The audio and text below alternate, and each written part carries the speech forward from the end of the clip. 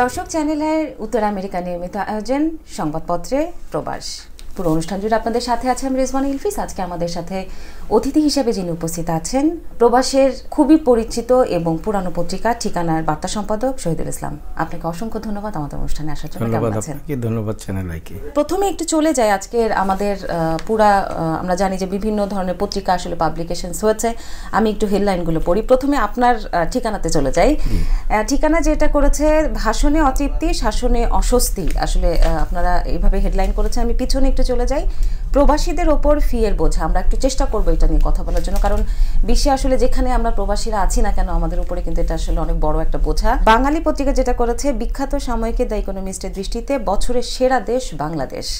আজকাল পত্রিকা যেটা করেছে দুর্নীতিতে চ্যাম্পিয়ন ভাই বোন, ডক্টর ইউনূসের কি হবে, তত্ত্বাবধায়ক সরকার ব্যবস্থা পুনর্বহাল নিয়ে আসলে এই হেডলাইনটা করা হচ্ছে। সাদা কালো যেটা আছে সেখানে আছে ইউনূসের 26-এর নির্বাচনের ঘোষণা নাকচ। এটা নিয়ে আমরা আসলে যদি মনে করি যে আমাদের সময় থাকে হয়তো বা এই নির্বাচন নিয়ে আমরা একটু আলোচনা করতে পারি। তারপরে আমার হাতে যে পত্রিকাটা আছে দেশ, দিল্লির আচমকা অবস্থানে বেকায়দায় আওয়ামী লীগ, আলোচনায় হয়তো উঠে আসবে। প্রবাস সাপ্তাহিক প্রবাসে আছে দেশের জাতীয় নির্বাচন কোন পথে। এটা আসলে আমরা এরকমই একটা হেডলাইন কিন্তু এর আগে দেখেছি যে তত্ত্বাবধায়ক সরকারের যে নির্বাচন সেটা নিয়ে একটা হেডলাইন হয়েছে। তারপর আছে সাপ্তাহিক বাংলাদেশ, আওয়ামী লীগ আমলের পঞ্চদশ সংশোধনী হাইকোর্টে বাতিল, তত্ত্বাবধায়ক সরকার ব্যবস্থা গণভোট ফিরছে। নিউ ইয়র্ক সময় যেটা করেছে শেখ পরিবারের সীমাহীন দুর্নীতি। এখন আমরা চলে যাই ভাই প্রথমেই এই যে প্রবাসীদের ব্যাপারে যেটা আমরা মানে হেডলাইনে আপনারা করেছেন, আমরা দেখেছি যে বোঝা, এটা নিয়ে যদি আমরা একটু প্রথমে আলোচনাটা করতাম। আমি তো প্রবাসী, রাইট? অবশ্যই। তো সারা বিশ্বে প্রায় 1 থেকে 1.5 কোটি প্রবাসী আছেন। এখন ধরেন আমেরিকা, ইউরোপ এবং ব্রিটেন যারা আছেন তারা তো সেখানকার, আমরা অনেক বাংলাদেশি সেখানকার নাগরিক। এখন ধরেন যারা আমেরিকান নাগরিক, তারা আমেরিকান পাসপোর্টধারী, তাদেরকে বাংলাদেশে যেতে হলে নো ভিসা রিকোয়ার্ড, মানে ভিসা লাগে না কিন্তু একটা স্ট্যাম্প লাগে আমাদের পাসপোর্টে বা স্টিকার দেন বিভিন্ন দেশে। তো এটা নিতে গেলে আগে আমরা দিতাম $50 মানি অর্ডার দিলে হতো, কিন্তু সেটা এখন $80 দিতে হবে। তো এই যে ফিয়ের যে একটা বোঝাই তো এক ধরনের, যে লোকটা ধরেন স্বল্প আয় এই দেশে আমেরিকায় থাকে বলে যে তার অনেক আয় হতে হবে, অনেকের তো জবও নাই, তো কিন্তু তাকে দেশে যেতে হবে, বাংলাদেশে নিজের দেশে যেতে হবে, সেটা $50 জায়গায় তাকে $80 দিতে হচ্ছে। এবং আমি কিন্তু খোঁজ নিয়েছি যেটা কার্যকর হয়ে গেছে কনসুলেটে, নিউ ইয়র্কে যে বাংলাদেশ কনসুলেট বলেন, ওয়াশিংটনে বাংলাদেশ দূতাবাস বলেন, এটা কার্যকর হয়ে গেছে, বলছে অবিলম্বে কার্যকর হবে। তো হওয়ার ফলে একটা লোককে অনেকে জানেই না যে এটা হয়েছে, কারণ এটা তো অফিসিয়ালি একটা লেটার ইস্যু, পরিপত্র ইস্যু হয়েছে। তো কনসুলেটে যাওয়ার পরে উনি দেখছেন যে এটা $80 হয়ে গেছে, তাকে কিন্তু $30, আপনি 50-এর সঙ্গে 30 যোগ হচ্ছে। এমন যদি হতো যে প্রথম ধাপে $10 বাড়ানো হয়েছে তারপরে হতে পারে। এবং শুধু এই এনভিআর না, এবং এইটার কারণে কিন্তু অনেক প্রবাসী অসন্তোষ প্রকাশ করেছে। অফিসিয়ালি কনসুলেট বলছে না, কিন্তু আপনি হলে কি করতেন বা আমি হলে কি করতাম, আমার খারাপ লাগতো যে প্রবাসীদেরকে আপনি বলছেন যে রেমিটেন্স যোদ্ধা, তারা রেমিটেন্স পাঠাচ্ছে এবং বাংলাদেশের অর্থনীতির তারা চালিকা শক্তি এবং সবচেয়ে বড় কন্ট্রিবিউশন তাদের ইকোনমি শক্ত রাখার ক্ষেত্রে, সেখানে তাদেরকে কি করা হচ্ছে, তাদের ফিটা বাড়ানো হচ্ছে, একটা স্ট্যাম্প দিচ্ছেন আপনি, এবং সে তার নিজের মাতৃভূমিতে ফিরবে, এই জন্য আপনি তাকে $50 তো নিতেন, সেই সঙ্গে আরো $30 বাড়ালেন। $50 জায়গায় $60 হতে পারতো, পরের বছর বা 2 বছর পরে $70 হতে পারতো। মানে আসলে বাড়ানোটা যৌক্তিক হতে পারে, কিন্তু সেটা আসলে একটা এবং আপনি জানেন যে ডুয়াল সিটিজেনশিপ সেটা এখন 400 গুণ বেড়েছে, মানে 4 গুণ বেড়েছে। যে রেটটা ছিল সেটা এখন দিতে হবে 4 গুণ, মানে প্রায় আপনাকে $20,000 এখন দিতে হবে, আগে ছিল এটা $5,000। তাহলে আপনার বাড়ানোর রেশিওটা কি? এই ধরনের সিদ্ধান্ত কেন আসলে এই মুহূর্তে আমি জানি না। আমি সব ক্ষেত্রে দেখি সবাই বলে প্রবাসী বান্ধব সরকার হয়, এবং প্রবাসীদের কথা চিন্তা করে ঢাকায় 2টা মানে 4 দিনের ব্যবধানে 2টা প্রবাসী লাউঞ্জ হয়েছে। কিন্তু আপনি সেটা তো একটা লোক কিন্তু দেশে যে আসার সময় হয়তো কিছুক্ষণ বসে থাকে, কিন্তু যাওয়ার সময় সে কতক্ষণ তার পরিবারের কাছে ফিরবে সেই চেষ্টায় থাকে। তো আসা এবং যাওয়া 2টাই লাউঞ্জ হয়েছে ওখানে, কিন্তু আপনি যদি ফিটা কমাতেন একজন প্রবাসী কিন্তু আপনার খুশি হতেন। থাকতেন।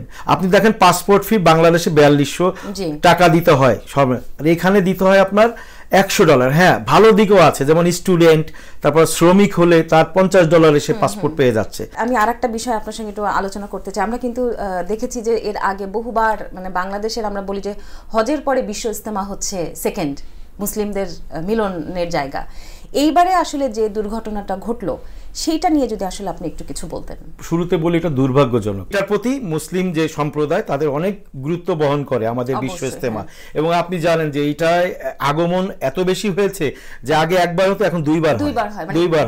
কিন্তু এইবার আমি যেটা মানে দেখলাম এটা অনেক দুঃখজনক। ওখানে কেন যাই? আল্লাহর ইবাদত করার জন্য, তাই না? আমরা বিশ্বাসী যে ধর্মে, ইসলাম ধর্মে আল্লাহর ইবাদত করার জন্য যাই, আমরা বয়ান শুনি বিশ্ববিখ্যাত আলেমদের, আমরা সমাজ এবং জীবনে এটার যাতে প্রতিফলন ঘটাতে পারি। কিন্তু আমরা কি করছি? আমরা দুই গ্রুপ ভাগ হয়ে যাচ্ছি, অনুসারী অমুক অনুসারী, কি সাদের অনুসারী, আরেকজন আপনার কি আরেকটা নাম আমি এত মনে করতে চাই না, অনুসারী। এবং আপনারা শেষ পর্যন্ত কি করলেন? 2024 সালে এসে আপনারা মারামারি করে 4 জন লোককে মেরে ফেললেন। ভাবমূর্তি শুধু বাংলাদেশে যে নষ্ট তা না, সারা বিশ্ব থেকে মুসলিম সম্প্রদায় আসে, এবং তারা কি দেখলো? এখানকার ব্যবস্থাপনা খারাপ, এবং এখানে এবং আমার ধর্মকেও যারা ইসলাম ধর্মের বিশ্বাসী তাদেরকেও কিন্তু অনেকের কাছে ছোট করা হয়েছে, অন্য ধর্মাবলম্বীদের কাছে। তোমরা মুসলমানরা নিজেরা মারামারি করে মরে যাচ্ছ, তোমরা নিজেরা মারামারি করতে। আমাদের জানেন আপনি শিয়া সম্প্রদায়, সুন্নি সম্প্রদায়, এগুলো নিয়ে ঝামেলা আছে, কিন্তু এখানে তো সেটা ছিল না। এখানে তো আসছে মানুষ বয়ান শুনবে বিখ্যাত আলেমদের। আমি কেন এখানে মারামারি করবো? এখানে আমি কেন যাচ্ছি? কার জন্য যাচ্ছি? আমি তো আল্লাহর সন্তুষ্টি আদায়ের জন্য যাচ্ছি। এখানে আমরা বলতে পারি যে আপনাদের আইন শৃঙ্খলার আসলে কোনো ঘাটতির কোনো, শুনেন, আইন শৃঙ্খলা কেন? আপনাকে পুলিশ দিয়ে, আপনাকে আপনার হজের ওখানে কি পুলিশ দিয়ে আপনাকে কন্ট্রোল করে? আপনার তো একটাই চিন্তা থাকে যে আমি আল্লাহর সন্তুষ্টির জন্য আসছি, আমি আল্লাহর ইবাদত, আল্লাহর কাছে প্রার্থনার জন্য আসছি, তাই না? তো আপনি এখানেও একই অর্থে আসছে। এখানে লাখ লাখ লোককে কি কোনোভাবে নিরাপত্তা দেওয়া সম্ভব? আমি যদি ভালো, আমি ওখানে যাবো কেন? আমি কেন যাচ্ছি? আমার উদ্দেশ্যটা কি? এইটা আগে আপনাকে কি? ওখানে তো পুলিশ দিয়ে, পুলিশের পক্ষে কখনোই সম্ভব না। ইভেন সেনাবাহিনী কেন? আপনাকে লাখ লাখ সেনাবাহিনী ওখানে মোতায়েন করবে? এটা কি কোনো মানে খারাপ কোনো? এটা তো আপনি আপনার বিশ্বাস নিয়ে ওখানে যাচ্ছেন। আপনার উদ্দেশ্যটা আপনি যদি বাস্তবায়ন, এখন আপনার উদ্দেশ্য যদি থাকে রাজনীতি, মানে কুরাজনীতি, অপরাজনীতি, আপনার ভিতরে একটা অন্য কোন একটা ধর্মের মানে হিংস্রতা তো থাকার কথা না, কিন্তু সেইটা আপনি ধারণ করছেন। আপনি কোত্থেকে এটা শিখলেন যে মারামারি করতে হবে? এইগুলো বাঞ্ছনীয়। এটা বাংলাদেশের ইমেজ আমি মনে করি ক্ষুণ্ণ হয়েছে। এটা হোক একটা ইসলামী সম্প্রদায়ের একটা অনুষ্ঠান বা একটা জমায়েত, বড় জমায়েত, কিন্তু এটা সারা বিশ্বের কাছে একটা খারাপ বার্তা গিয়েছে। আপনি জানেন এমনিতেই আমরা একটা সংকটকাল অতিক্রম করছি, এটা বলার অপেক্ষা রাখে না। কিন্তু এই সময়ে ইজতেমা মাঠে যে এত বড় গন্ডগোল হবে, এটা অপ্রত্যাশিত। এটা পরিহার করা, এবং ভবিষ্যতে আমি মনে করি যারা আয়োজক বা সরকারের যে পক্ষ থেকে যে ব্যবস্থাপনা থাকে, এগুলো আগে কঠোর করা উচিত। আবার আরো একটা বিষয়, এবারে কিন্তু আসলে জামায়াত 300 আসনেই তাদের নির্বাচন করার সিদ্ধান্ত তারা নিয়েছে, সেটা নিয়ে একজন আপনি আগে আসলে আমি মনে করি যে জামাতের প্রস্তুতি চলছে। এটা তো জামাত তাদের নিজস্ব আদর্শ আছে, তারা সেই আদর্শে চলে, এবং তাদের আপনি জানেন যে তাদের সাংগঠনিক কাঠামো অনেক শক্ত, কিন্তু তারা প্রার্থী দিতেই পারে। সারা দেশে তাদের বিস্তৃত নেটওয়ার্ক আছে। এখন তারা দেখেন যে অন্য দলগুলো যখন সবকিছু নিয়ে মাথা ঘামাচ্ছে, যেমন সংস্কার নিয়ে মাথা ঘামাচ্ছে, তা বিশেষ করে বিএনপি, আওয়ামী লীগ তার নিজেকে ঘুরে দাঁড়ানোর চেষ্টা করছে, যেহেতু আওয়ামী লীগের প্রধান দেশে নেই এবং ভারতে অবস্থান করছে। এক ধরনের তারা একটা সবচেয়ে বড় সংকটে, এবং তারা নিষিদ্ধ হতে পারেনি। এখন ভবিষ্যতে তারা নির্বাচনে অংশগ্রহণ করতে পারবে কি পারবে না, এটা তাদের ব্যাপার। কিন্তু মাঠে আছে বড় দল বিএনপি, তারা 15-16 বছর ক্ষমতার বাইরে ছিল। কিন্তু জামাতের কিন্তু সাংগঠনিক যে কাঠামো, তারা দেখেন সব জায়গায় সারা দেশ ভিজিট করছে এবং প্রার্থী চুজ করছে, এবং তাদের যে আদর্শের ভিত্তিতে তারা প্রার্থী তাদের প্রস্তুতি চলছে। আমাদের কিন্তু নির্বাচনটা কবে হবে সেটা হচ্ছে মূল বিষয়, কিন্তু তারা প্রস্তুতি নিচ্ছে। সবারই কিন্তু সংস্কার দরকার আছে। যেমন আমি একটা কথা, আমার ব্যক্তিগত ওপিনিয়ন, সবসময় বলি যে আসলে দলগুলোর মধ্যে আমরা সংস্কার কতটুকু করব। আমরা যদি বলি যে আমেরিকায় একটি ডেমোক্রেটিক দল বলেন আর রিপাবলিকান দল বলেন, তাদের দলের ভেতরে আগে গণতন্ত্র তারা প্রতিষ্ঠা করে। তারা কাকে প্রার্থী করবে, কার যোগ্যতা আছে, সেগুলো দলের মাধ্যমে আসতে হয়, নেতা নির্বাচন হয়।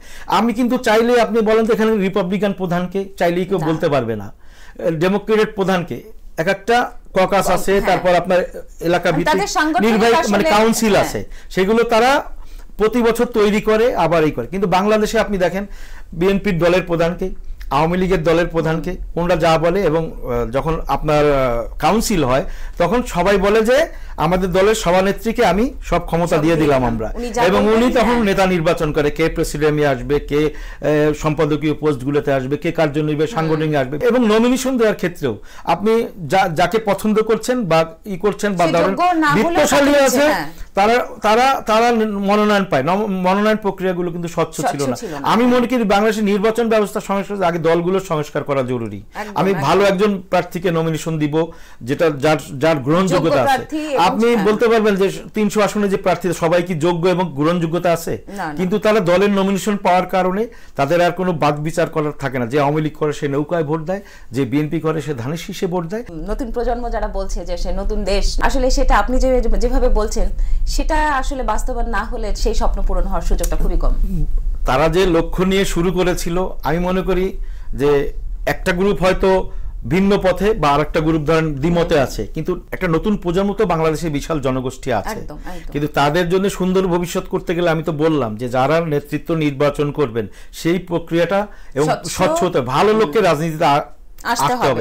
কিন্তু দেখেন অনেকেই এখন কিন্তু রাজনীতি বিমুখ হয়ে যাচ্ছে, এবং আপনি দেখবেন আগামী নির্বাচনের আগেই অনেকে রাজনীতি থেকে অবসর নিবে।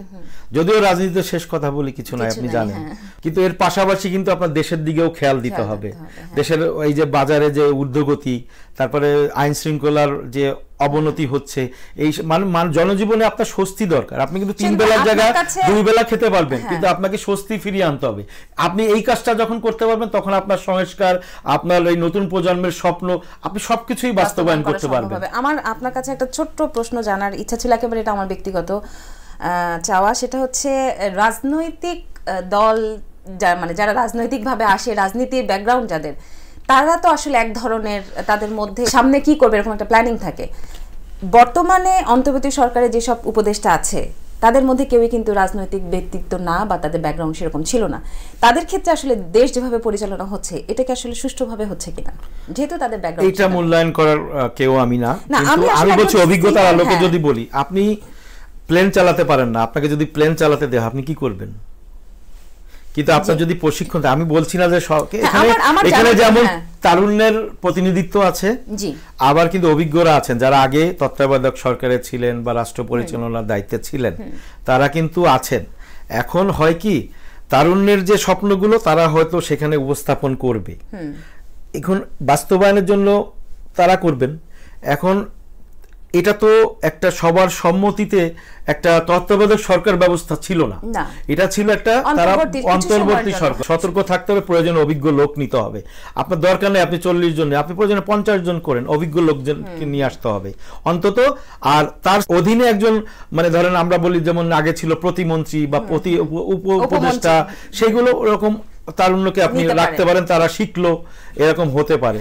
কিন্তু তা না হলে ওই যে আমাদের দেখেন ঠিকানা লিড নিউজ, ভাষণে অতৃপ্তি, শাসনে অস্বস্তি, বিষয়টা আসলে এখানেই মেসেজটা দেয়া আছে যে আপনি ভাষণেও আপনি আমার ধারণা প্রধান উপদেষ্টা নিজেই অতৃপ্ত, এবং উনি কিন্তু অনেকবার বলেছেন, বিভিন্নভাবে বলার চেষ্টা করেছেন যে এই দেশটা চালনা করা খুবই কঠিন, কারণ আপনার অর্থনীতি খারাপ দিকে, আপনার এখন তো আবার নতুন করে ইনফ্লেশন শুরু হয়েছে। আপনি দেখেছেন যে ডলারের রেট 129 টাকায় চলে গেছে, মানে 29 টাকা এই কারণে আমি বললাম যে আপনার 2.5% প্রণোদনা যাচ্ছে, তো সব মিলে 129 টাকার কাছাকাছি ডলার। সোনালী এক্সচেঞ্জের রেট, যেটা সরকারি রেট বলতে পারেন, 125 টাকা 50 পয়সা, তো তার সঙ্গে 2.5% যোগ করলে 29 টাকার মতোই চলে আসে, বা 28 টাকা 66 পয়সার মতো আসে। তো আস্তে আস্তে যদি আরো ইনফ্লেশন বাড়তে থাকে, যেমন আমি কয়দিন আগে আমি দেখছিলাম যে পাকিস্তানের সঙ্গে যদি কম্পেয়ার করি, পাকিস্তানে 275 টাকা, কিন্তু আলুর কেজি সেই দেশে 80 টাকা। বাংলাদেশে ডলার 129 টাকা, কিন্তু আলুর কেজি, কিন্তু নতুন আলুর কেজি এখন 80 টাকা হয়েছে, কয়েকদিন আগে 120 টাকা ছিল।